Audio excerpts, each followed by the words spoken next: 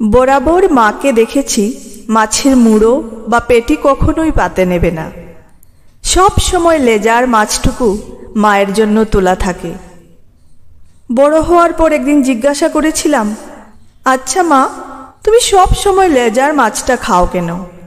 কখনো কখনো মুড়োও তো খেতে পারো। বাবা সেটা শুনে মুখ টিপে হেসে বলেছিল, তোর দিদা তো তোর মাকে শুধু লেজার মাছ খাইয়েছে, তাই তোর মা লেজা ছাড়া অন্য মাছের স্বাদ বোঝে না। আমি বলেছিলাম, লেজার মাছে তো প্রচুর কাঁটা, ভালো লাগে তোমার? মা হেসে বলেছিল, লেজার মাছে একটা আলাদা মিষ্টি স্বাদ আছে, আমার খুব ভালো লাগে। পেটুক আমি টেস্টের কথা শুনে একদিন লেজা খেয়ে দেখেছিলাম। কাঁটার কাঁড়ি ছাড়া বিশেষ কোনো স্বাদ বুঝিনি। এরপর মামা বাড়ি গিয়ে খেতে বসে লক্ষ্য করলাম দিদার পাতে ছোট্ট একটা লেজা আর মায়ের পাতে একটা কিং সাইজ পেটি।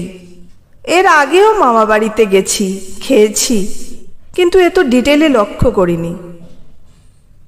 আমি অবাক হয়ে দিদাকে বললাম, আরে মা তো পেটি খায় না গো, মাকে লেজাটা দাও।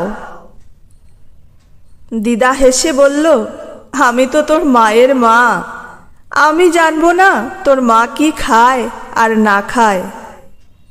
বুঝলি দিদি ভাই, তোর মা কখনো লেজার মাছ মুখে তুলতো না।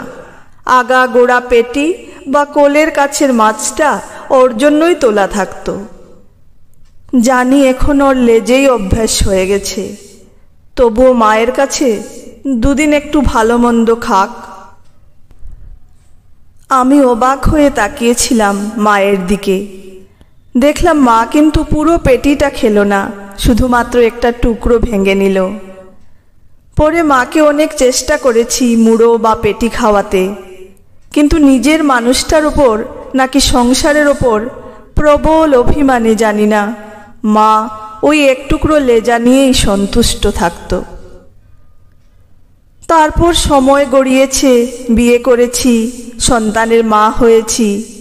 হঠাৎ একদিন খেয়াল হলো কিভাবে আমিও যেন সবাইকে খেতে দেওয়ার পর মাছের লেজাটা নিতে অভ্যস্ত হয়ে পড়েছি। কতদিন হলো আমিও পাত সাজিয়ে খেতে বসি না। ভালো মন্দ রান্না হলে প্লেট ভর্তি করে নয়, বরং ছোট্ট একটা বাটি করে নিয়ে চেখে দেখতেই অভ্যস্ত হয়ে গেছি। না, জোর করে নয়, বাধ্য হয়েও নয়। সবাইকে দেওয়ার পর শেষে যেটুকু থাকে সেটুকু নেওয়াটাই কবে যেন নিয়ম হয়ে গেছে।